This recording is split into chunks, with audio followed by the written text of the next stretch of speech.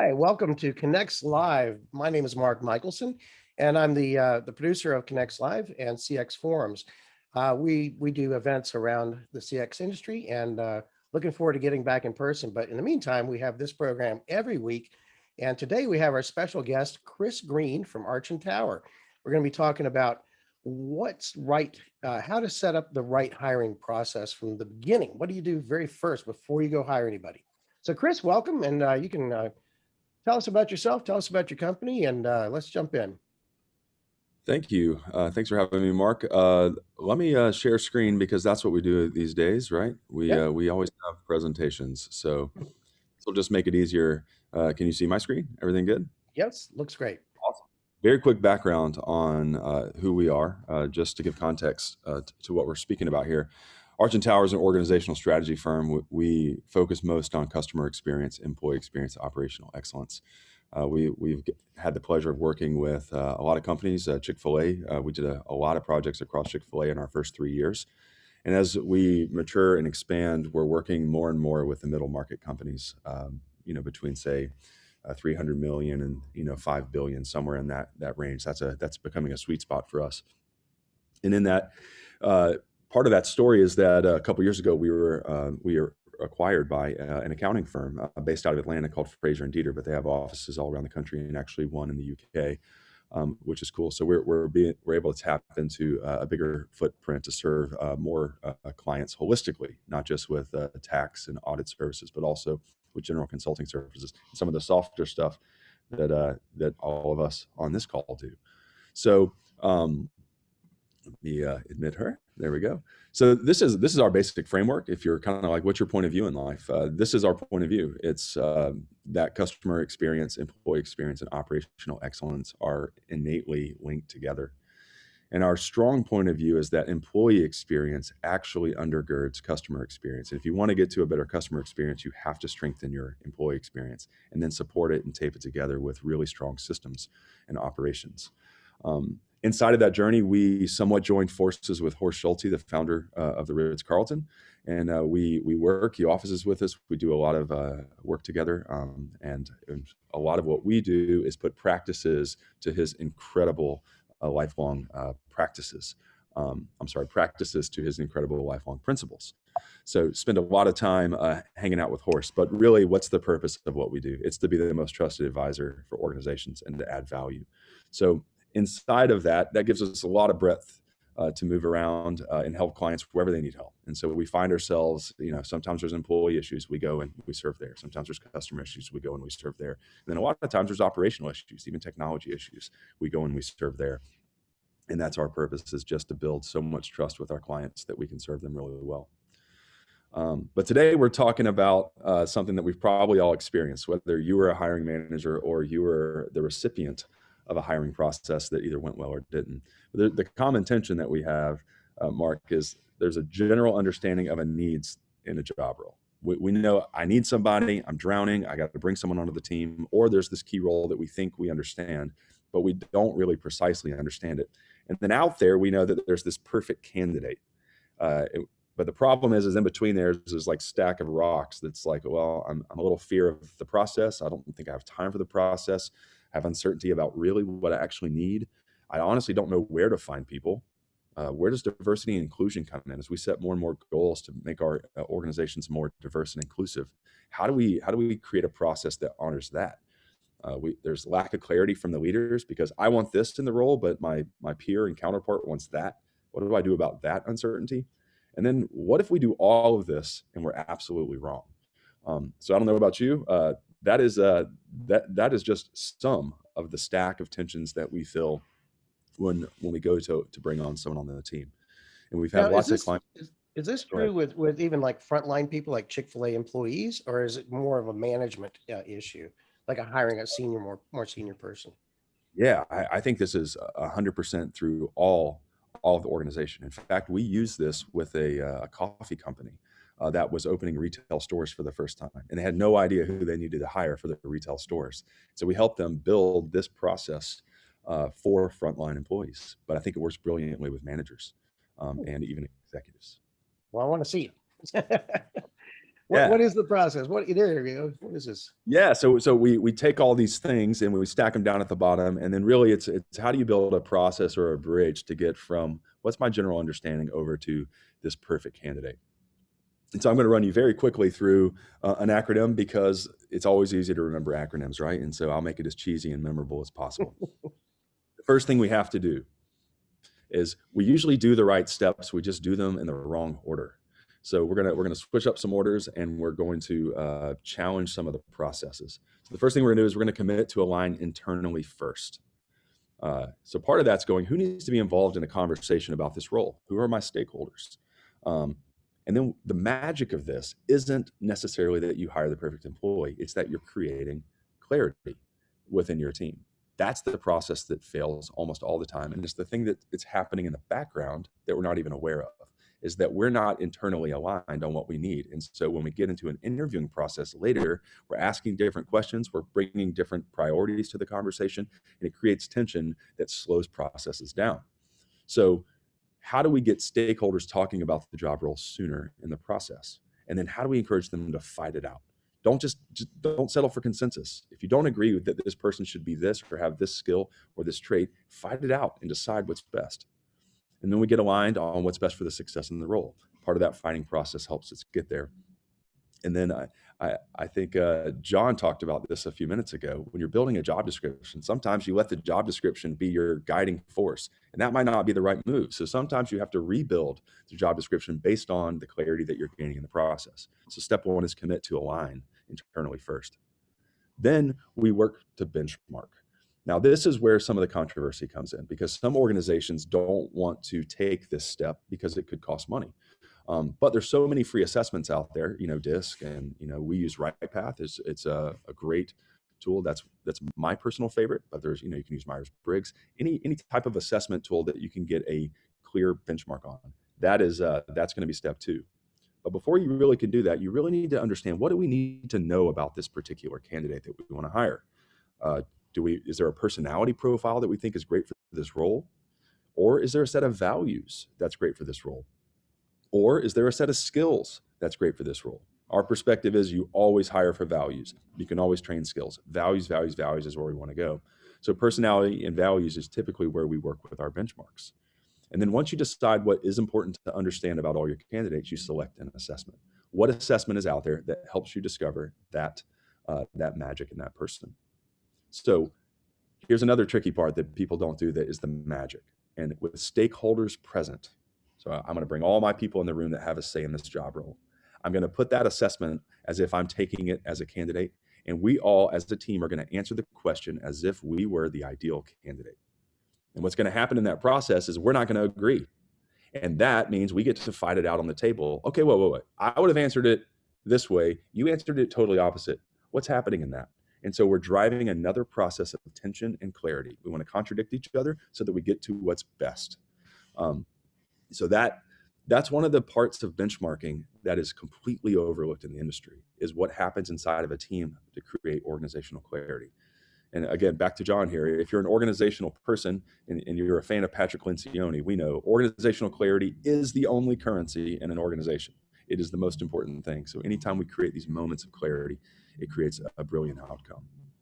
And again, I always have to say, don't settle for consensus. Fight it out. Create that clarity. So align, benchmark. We got A, B. What's C going to be? Your candidate. Your candidate takes the assessment next. So a lot of times we'll actually put the assessment up the top, and we will use this assessment as one of the variables that helps us drive down a process of candidates that make it deeper into the process. It's not the only thing we do. That's very important, but it is a big part of understanding who's a good fit for what we think we need. And let's talk to those candidates rather than talk to every candidate. So you have your candidate take that assessment, pretty cut and dry. Now, there's a lot more words on this one, but because there's a lot that happens here. You dialogue with the candidate to measure gaps. So you have your benchmark, because you all talked about your benchmark, and now you have an assessment in hand, a paper that says if the ideal candidate walked through this door, here is who he or she would be. Here we go. Then your candidate takes that assessment, and then you put those two right next to each other, and you go, okay, well, our benchmark says left, the candidate is right. We don't go, no, that's bad. That's actually not what you do. What you do is you go, there's a gap. what interviewing question can we ask this person to see if they've built a skill to cover this gap? More magic is right there. So what's amazing about this is in an era where we're getting better and better at creating inclusive hiring processes and removing bias, benchmarks actually help you do that, because you're not looking at names, and you're not necessarily looking at gender, and you're not necessarily looking at race. You're looking at something more transcendent to that: values, personality, those types of things. So something we should know as hiring managers is that personality is becoming a protected class. It's becoming a protected status. And there's some litigation out there that shows that personality may be as hardwired as your gender or your race. If that's true, it becomes something that you cannot hire someone based on their personality. And so as hiring managers, we need to be aware of that. So we have to have a robust process where personality is maybe a factor, but not the factor. So interviews are crucial. Go ahead. Yeah. And interrupt me anytime. I'm so passionate about this stuff, I'll just tear off. It's fascinating to me that there's actually, they've kind of played legislation around that. That's weird. I mean, they have laws around personality protection. Because there's all types of personalities, and it takes a village, more or less, to run any business. You have to have all types of people. So that's fascinating to me. 100. Yeah, Carl has a question here too, which we'll get into in a second here. We'll bring you in a minute, Carl. So this idea of the customizing those questions, and that's the interview process, right? That's someone that's actually talking with the candidate. You throw out this, in this role, we suspect this trait might be important, or whatever that is. So what are you looking for when you say check for experience and skills? What is it testing on? No, wonderful question. So personality, the more we understand it, the more we're understanding that once you hit about 25 years old, it becomes hardwired into you. It's very difficult to change. And the only thing to change in a personality is really an emotional jackhammer. If you can almost think about your personality as concrete. As it comes out of a mixer truck, it's wet and formable, moldable. But as you get into you move out of your formative years, it sets just like concrete does. So the only thing going to change that is that emotional jackhammer, like a divorce, loss of a child, loss of someone very close to you, something that rocks your worldview. And so we all have our personalities that may not change, which is why the courts are saying that maybe that is hardwired and unchangeable, like your gender, your race, right? I don't know. So that's where the legislation may be heading. But what is true about all of us is that we walk through life and we see that there's parts of our personality that don't necessarily work for us, right? I'm an improviser. I love being spontaneous with my time, but my job doesn't really allow me to be that way all the time. If I did, I'd be a disaster. And so I have to build skills to organize myself around time. And those are the skills we're looking for. And this is why this helps to remove bias in a process. We can't just look at a benchmark and go, this isn't the right person. We have to look at it and go, I bet this person has built skills around this. And we have to honor that, because we were looking for the perfect person and they're not a robot. So how do we assess for those skills? Which is why we ask the question this way. Hey, in this role, we're probably expecting someone pretty energetic and enthusiastic. Hey, I see that you're a little bit more on the introverted and serious side. How do you account for that when you're in settings where you have to be a little more outgoing? And chances are you'll find, oh yeah, I can dial it up a bit, and then this is how I am. But if you just looked at the benchmark, or you just look at their assessment, you would maybe write them off as not the right candidate. So we have to build in and check for those skills. Excellent. Yeah. So I don't know how much more. Are we going to go to Z? No. This is the end of it, and then E is just because I'm an idiot and thought it'd be funny to add. No, I love it. Enjoy. Hopefully your batting average will go up if you follow a process like that, and that's an enjoyable thing. So we have some guests here would like to ask a question. Carl, go ahead and unmute and show your video and ask your question away. And we may hide the screen, by the way. We can go back to talking. There you go.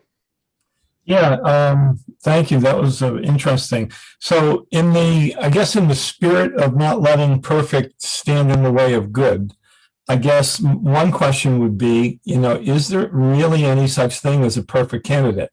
And the reason behind that question is, and I'm out of corporate now, I'm independent consultant, I've been out of corporate for a while.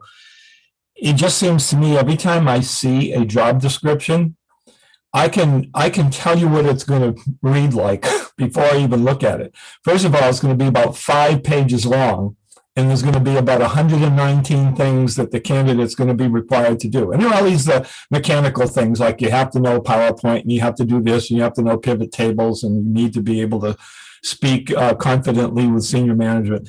It just seems to me that you're always looking for the impossible. So how do you manage that? Well, yeah, I mean, I think you're exactly right. There's ideal and then there's real. And all of us are on different continua around, strengths and weaknesses in different areas. So you're exactly right. I mean, maybe statistically with, over 7 billion people on the planet, we could, if we had a really complicated process, find the perfect person, for this role, but that's not going to happen in your local market or in the probably less sophisticated recruiting process. So again, back to the very beginning, I think my point of view is we have to find people who lock in with our values. And if we can find our value lock, which isn't as hard to do, like if you just we need people who wake up in the morning and think like owners. They wake up and go, give me the ball. I want to see this all the way through. That's a value. That's not a personality trait. That's a value. So if I can find those types of people who have enough of the skills, we're closer to perfect over time. But we can't be thinking they're going to nail it out of the gate. That's an unrealistic expectation. Yeah. Awesome point.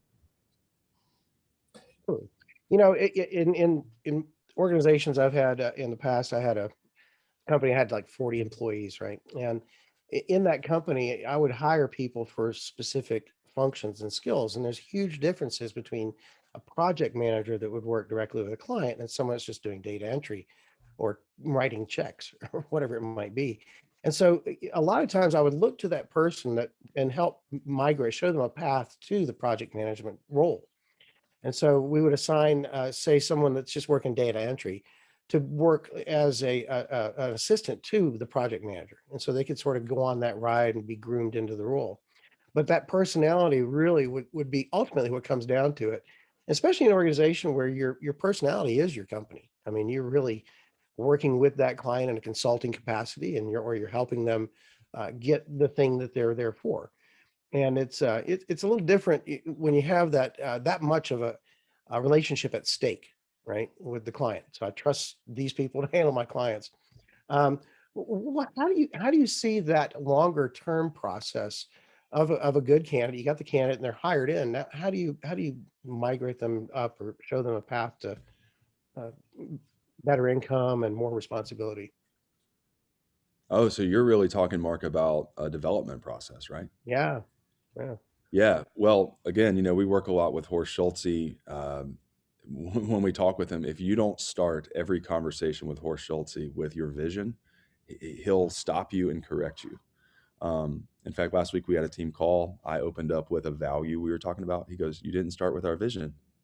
And so part of this is, do each of you and do your clients have a clear and compelling vision? And if they do, then down from that, it's okay, well, what are the behaviors and values that support the accomplishment of that vision?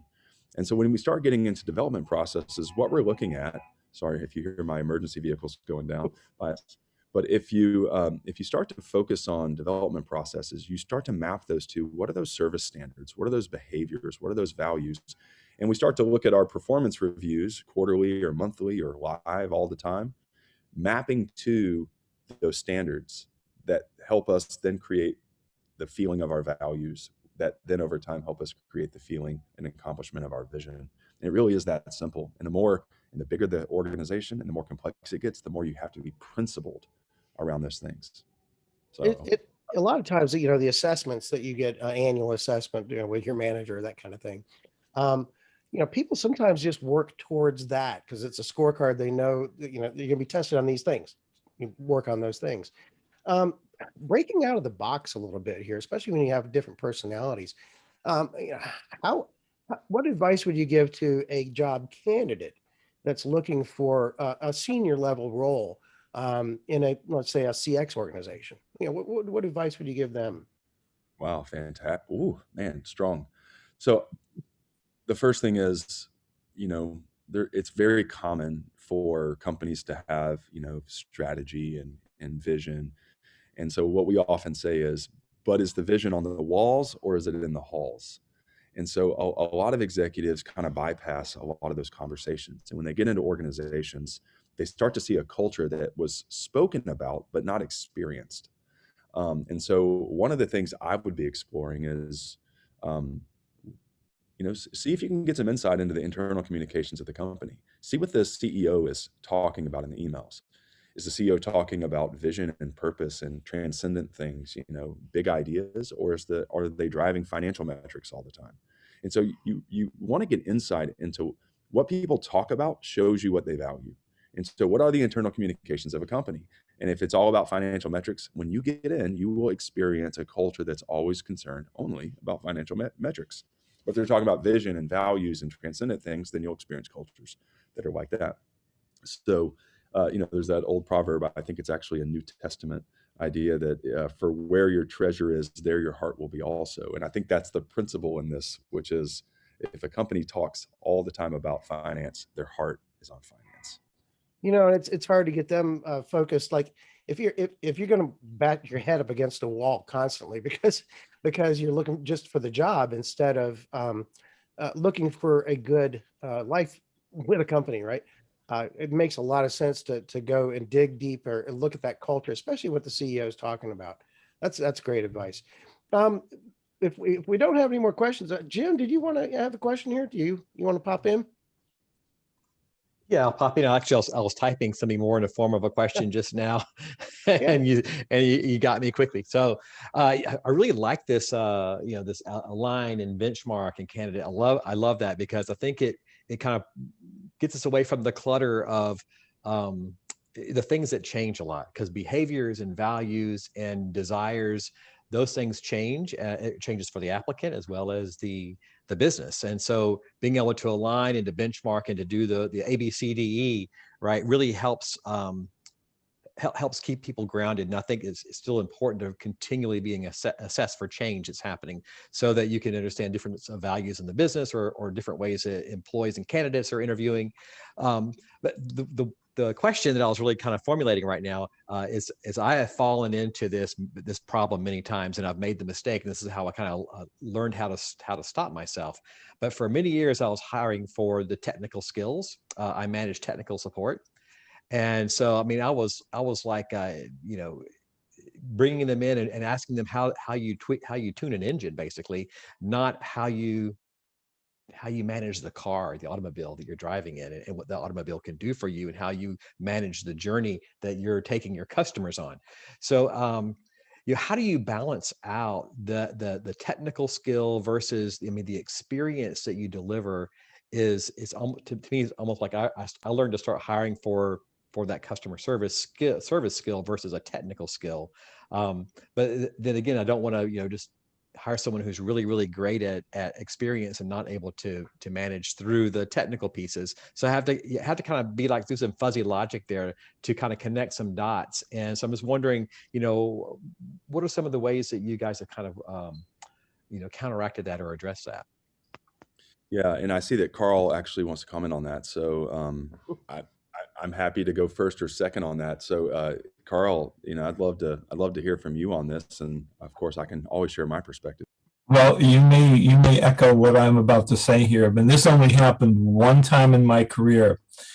But I worked for an organization for 10 years, and my interview process was 5 interviews, and they ran the gamut from senior leadership right on down. The first interview was, could I technically handle the work? The other 4 interviews were, would I fit into their culture? I've never seen anyone. Actually, they built the company based on a culture. It was a bunch of technical people who decided, we are tired of getting laid off from our respective organizations. We're going to start a company, and we're going to define the culture first before we even figure out what we're going to make, build, and sell. That's awesome. Yeah. Go ahead.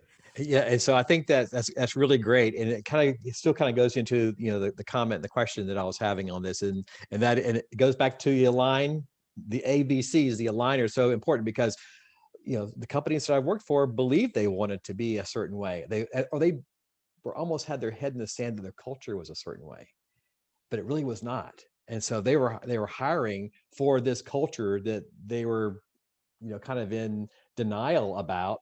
And then they brought in those people, but they really weren't the right people because, to your point about financial, the types of how your internal communications are, yeah, we want to have experience driven culture. We want to create great experiences. And so we want to hire people that do that. But the bottom line was they were very financial oriented. And that's where all the conversations were. And that's where all the goals were. So it really was it could be a mismatch from the candidate, but also a mismatch from the business as well. Patty? Absolutely. And I love what Carl said there. Oh, sorry. Go ahead, Mark. No, Please. Patty, you had a question too. Go ahead and bring that up as well. Yeah, hi. I am particularly intrigued by this subject because I spent a lifetime working in retail for Lord & Taylor, Marshall Fields, and mostly Neiman Marcus. And we obviously hired quite a few people over the years and looked at different ways of how are we measuring success in terms of the teams that we're putting in place. So my question to you is, for the different organizations that you work with, how do you measure that? How do you define that for them? Yeah, great question. So we're all picking up on this idea. We've all experienced this. There is no silver bullet ever because people are people and they're infinitely complex. And, and then situations happen in their life where they may be the perfect candidate, but an external situation, where, home life or financial situation, things can make people imperfect over time or imperfect situationally. And so we're a continuous improvement type culture. And so even at this coffee company that we helped build a retail staff for, we would travel with them at 30 days, 60 days, 90 days ago. How was that benchmark? Did we nail it? Did we not? Because the benchmark was created based on the ideas of the people in the room. And so we can't assume that we were right before we actually got in and experienced what the retail shop was actually like. So what we did, I think I can answer your question through this kind of. What we did was we said, how was turnover? How did it go? But the reason it was more effective to say that then was we were so attuned to how strategic we had been about the hires that we were able to pay attention to success and failure more closely than we would have if we just would have willy-nilly hired people. And so we went back and adjusted benchmarks over time because we found in a couple of roles, we thought we needed someone detail-oriented, and it actually worked better that they weren't. And so we went back and tweaked the benchmarks so that when we continued to use them over time, we had more accurate data on what we thought. We've also piloted this in one department versus another and to see if the batting averages are higher based on this. And we have seen that the batting averages are higher. You know what, Patty, I wonder sometimes if it's the benchmark or if it's just that we are more focused on hiring the right people. And the benchmark just forces you into those conversations. The leaders are more clear, more aligned. Everything's just a little bit tighter. So what's bringing the success? I don't know, but I think the process is definitely taken us from getting it right 25% of the time to more like 50 to 75% of the time. Yeah, because the thing I found is that the leaders that I've worked with and, managed and developed and coached over the years, so on and so forth, we all had to have like some way to know, were we being successful? And so we looked at things like you mentioned, employee turnover. We looked at employee engagement. We looked at what our CSAT scores were. We looked at what our sales results were, where we were going up, coming down, different tiers employees were in. So we looked at a variety of different things in the retail world for this. And I was just wondering your perspective on it as well. So thank you. Oh, yeah. Excellent. Well, we are at the end of our program here. Chris, thank you so much for sharing your vision and your A, B, C, D, and E. And I'd like to be able to share that with the group here too. So maybe if you're willing to just A, B, C, D, what that means, so that they can have that for later. But Happy we're to share ready to go into our networking sessions. And if you're watching a recording, be sure to check in with us every Wednesday, 1:30 Eastern time, where we have not only learning, but also networking. So thanks much. And Audrey, take us out.